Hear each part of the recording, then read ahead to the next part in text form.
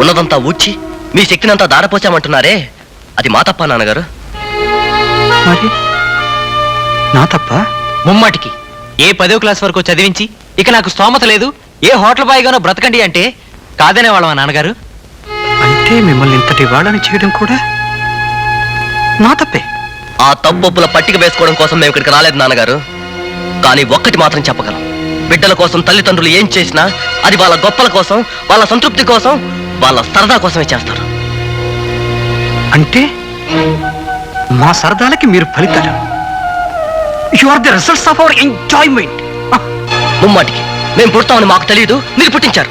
మా పేర్లు మేము పెట్టుకోలేదు, మీరే పెట్టారు. మా భాష మాకు తెలియదు, మీరు నేర్పారు. మేమేం చదవాలో మీరే నిర్ణయించారు. మాకు పెట్టిన ఖర్చులు తెలియవు, మీరే చేశారు. మీ అల్మరలో ఎంత క్యాష్ ఉందో, మీ బ్యాంకులో ఎంత బ్యాలెన్స్ ఉందో, అసలు మీకు ఎంత ఆదాయం వస్తుందో, వచ్చిన ఆదాయంలో మాకెంత ఖర్చు పెట్టారో, మీరెంత మిగుల్చుకున్నారో, ఎవరెవరికి ఏమేమి ఇచ్చారో, ఎన్నెన్ని నార్మల్ చేశారో ఇవన్నీ మాకు చెప్పే చేశారా? చిన్నప్పుడు ఇంటికి వచ్చిన ప్రతి ఒక్కరికి మా ప్రోగ్రెస్ కార్డు చూపించి, చూడయ్యా మా వాడు ఇంగ్లీష్లో ఫస్ట్, లెక్కల్లో ఫస్ట్, వీడు ఇంజనీర్ అవుతాడు, ఇంగ్లాండ్ పంపిస్తానని గర్వంగా చెప్తుంటే కామోస్ అనుకున్నాం గానీ కావాలని మేము అడగలేదే. మీ గ్రాట్యుటీ డబ్బంతా ఏం చేశారు నాన్నగారు?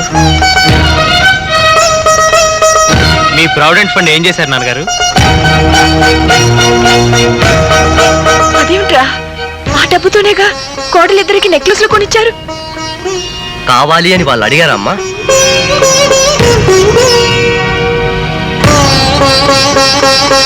నెల నెలా వస్తున్న పెన్షన్ డబ్బు ఏం చేస్తున్నారు?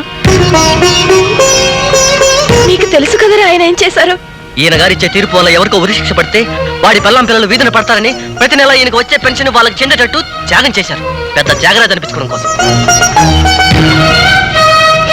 చెప్పండి నాన్నగారు. I am a successful judge in my life.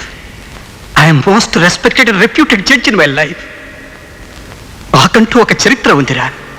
నా చరిత్రని బావిలో నుంచి నీళ్లు తోడి పైనుంచి కింద దాకా కడిగేస్తారా?